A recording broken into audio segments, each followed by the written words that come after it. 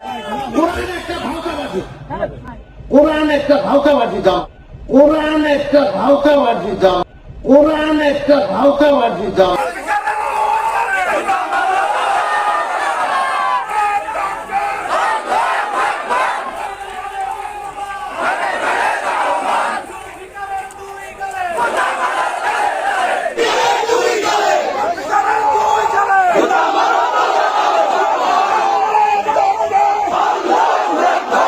আসসালামু আলাইকুম। কোরআন নাকি ভাওতাবাজি, স্পষ্ট করে বিএনপি নেতা টাকলা জুলফিকার স্পষ্ট করে তার বক্তব্যে তিনি বলছেন যে কোরআন একটা ভাওতাবাজি। তিনি দুইবার স্পষ্ট করে কথা উচ্চারণ করেছেন। সুপ্রিয় দর্শক, এই টাকলার বিরুদ্ধে ইতিমধ্যে মোংলাতে তৌহিদি জনতা বিশাল প্রতিবাদী বিক্ষোভ মিছিল করেছে। আপনাদের মাঝে সে তথ্য নিয়ে এসেছি। আমরা সর্বপ্রথম এই টাকলার সে বক্তব্যটা শুনে আসব।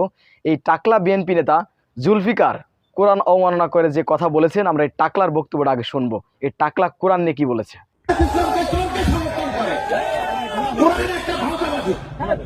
কোরআন একটা ভাওতাবাজি জামাত ইসলামের। ম্যাডামের সাথে সম্পর্ক ছিল, আমাদেরকে কোন অঙ্গ সংগঠন করতে দেয় নাই, কোন সহায়ক দিছে এই জামাত ইসলামের ভয়কে আমাদের দল থেকে কোন সহায়ক দিছে, র্যাব দিয়ে শেষ করে দিছে। যুবদল করতে দেয় নাই, ছাত্রদল করতে দেয় নাই। কিনে বাংলা ভোটের রাত্র 12টার সময় ম্যাডাম আসছে, দরজা আমি টানি খুলে না। ম্যাডাম কি হয়েছে, তার এক ছেলে আছে। কে ছেলে? আমি কে ছেলে? কে? মুজাহিদ সাহেব তার ছেলে। সে আসছে, ম্যাডামের দরজা খুলছে, তারপরে নামছে। দেখেন এত বড় কি করছে তারা, ম্যাডামকে সম্মান দিছে, তারা এইভাবে তারা দখল করে নিছে। স্টেজে যাবেন ওই সময়, ম্যাডামের ওই সময় ভোরবেলা ফজরের নামার সময় যে দেখবেন যে তারা দখল করে এসছে, সামনের কাতারে সব দখল করে আছে। বিএনপিদের কোনো পাত্তা ছিল না। আর তারা এখন কয় মহিলাদের নেতৃত্ব কি না যায়, না যায়। জামাত ইসলামের বিরুদ্ধে বলেন, কোনো সমস্যা নেই, আপনি বলেন। আপনি রাজনীতি করেন, জামাত একটা রাজনৈতিক দল, আপনি জামাতের বিরুদ্ধে বলেন, সমালোচনা করেন। আপনি কোরআনকে ভাওতাবাজি বললেন, আর এদেশের মানুষ আপনাকে এমনি এমনি ছেড়ে দিবে?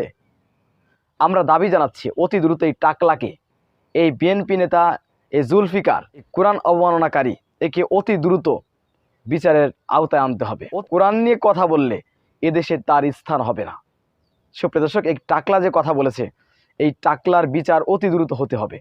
চলুন, এই টাকলার বিরুদ্ধে, এই বিএনপি নেতা জুলফিকারের বিরুদ্ধে মোংলাতে বিশাল বিক্ষোভ মিছিল করেছে, প্রতিবাদী বিক্ষোভ মিছিল করেছে তাওহিদি জনতা। আমরা বিস্তারিত দেখে আসবো।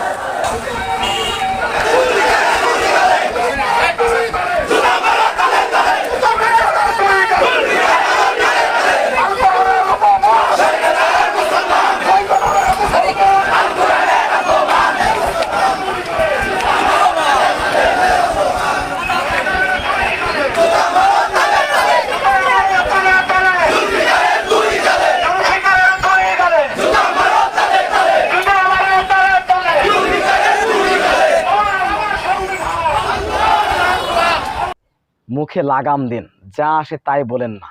বলতে বলতে আমরা দেখতে পাচ্ছি বিএনপির কিছু নেতারা এদেশে ইসলাম নিয়ে, কোরআন নিয়ে, কোরআনের রাজনীতি নিয়ে লাগাম ছাড়া কথাবার্তা বলতেছেন। আপনারা জামাতের বিরুদ্ধে বলেন, সমস্যা নেই, আপনারা বলতে পারেন, সমালোচনা পাল্টাপাল্টি হবে, কিন্তু কোরআন নিয়ে কথা বললে তার রক্ষা কিন্তু হবে না। এটা কিন্তু মনে রাখেন। আওয়ামী লীগকে দেশের মানুষ বিতাড়িত করেছে, আপনাকে বিতাড়িত করতে সময় লাগবে না। ভালো হলে ভালো হয়ে যান।